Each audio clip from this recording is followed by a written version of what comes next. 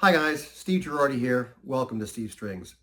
Today I have a different kind of a video for you. Today I'm going to be doing a critique of this instrument that I built some 5 years ago, and I'll tell you how this has been inspired. Recently, Del Puckett, who has been one of my inspirations and essentially teachers on how to build cigar box guitars, basically did a dare, a double dog dared people to send them an instrument for him to critique. And I thought, well, this was my first instrument that I built that was fretted, that I put frets in myself, and I learned a lot from it, and there's plenty wrong with it. So I thought I will go ahead and offer to send this to him. But I thought I would also share with you whatever he does if he looks at this. I will give you my own self-critique based upon what I've learned since building this. And again, I'm doing this today on, what is it, the 10th or 11th, I guess it is, of August in 2024. And again, I built this, 5 years ago, and I have now built 30 instruments. So this was, I believe, my 5th instrument and the first fretted one. And again, this was, as you may see, this has a dulcimer scale on it. It's tuned G to G.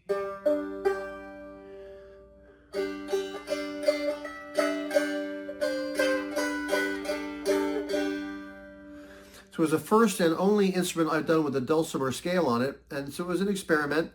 And again, I learned a lot. But let me go ahead and tell you what went wrong with it or what I would do differently. First of all, you may see that I have these tuning machines on here, which you may not know unless you looked at the original video, is that these tuning machines came from a toy guitar. It was a pink guitar, and these tuners are actually pink. So I actually spray painted them black to make them black. But these are really cheap tuners, and my advice is get some decent tuners rather than use these cheaper ones. They work, but they're hard to hold in tune. They go out of tune pretty easily. So that's the first thing that I would certainly do differently. The next is, let's go ahead and look at the break angle on this. Because these posts are so tall, I thought I needed to have a good break angle. But this is quite a severe break angle of the strings coming off the nut, and I really didn't need that. Because this post is so tall, I could have enough string so I could basically wind down a few turns, and that would give an adequate break angle so I wouldn't have to have this sort of string guide here. The other thing is this nut. You can see it is a nut, but it's not bone. It is a piece of plastic I found on the side of the road. Since then, I've been doing 0 frets, which to give me some tuning consistency, and that's something that I learned from Del Puckett. But if I did this, I mean, it worked, but I think I would try to use a harder material, even if I was using just a hard piece of wood, like a piece of mesquite, something that's a hard wood, rather than use a kind of a cheapo piece of plastic. Another thing, you can see that when I shaped this, I think I shaped this with a rasp, and that was really about it. But you see, I did my shaping, it stopped here, which is essentially just north of this first fret.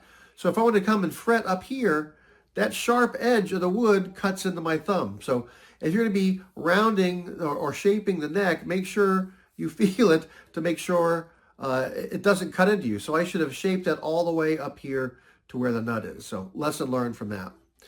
Also, you may see this has a deep amber color to it. This wood is poplar. And what I did was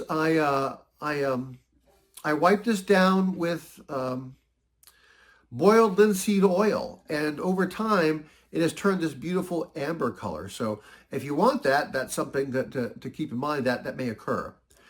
Another thing I did was I wanted to experiment putting in some position markers, and I had a dowel in the garage, and so I drilled holes and put a dowel in and cut them off. But again, I did this whole thing with linseed oil, including this oak fretboard, and basically those position markers kind of disappeared because they're too closely matched in color to the oak fretboard I put them in. So lesson learned, use a better contrasting color for position markers. Also, I did not put position markers on the player side, which in retrospect I wish I had. Another thing is this bridge here. This bridge, I just took a piece of wood and cut it to the height that would work to get the right string action. And I should say that this neck does not have a back angle, which I now typically have, so I can sort of dial in the height of the strings a little better. But I really did not put a fret in this bridge, as I often do now, so I have good contact. Or other times I put in like a cap of other material. At the very least, I probably should have basically shaped this so that this came to a sharper point than this relatively flat surface here. Because now, this sounds like a dulcimer, because basically it's buzzing right there on this wide bridge. So lesson learned, don't use a wide bridge at the top. Make sure it comes to a finer point, or put a fret in there. Another thing I chose to do is that this stick only goes through the body here, and then it stops back here. So I made this external tailpiece to screw into it to hold it there. And nowadays, I just have the net go right through the tin. I'll go ahead and cut a hole for it to come right out, because this really didn't work out as well as I wanted it to. You can see I did not get the screws very well aligned when I put those in. And also you can see that, hopefully you can see that these strings I put in here have been pulled into those holes in the wood. So if I want to get those out of there, I might need to go digging to get them out of there. Lesson learned, what I do now is I take the collars from rivets and I put the rivet collars on there before putting the strings on. That way the strings don't pull into the wood. So some lessons learned. On the inside, let's go ahead and look at what's going on in here. Again, you can see how I cut the tin and folded it inward, and I was afraid that there might be vibration on the tin, so I put a piece of cardboard between the screws and the tin, and that's actually worked okay. You can also see here that I cut away some of the wood so that the tin, the sound board basically, could freely vibrate, and that actually worked out okay. But again, these days I do it differently, and I have the net go all the way through the tin.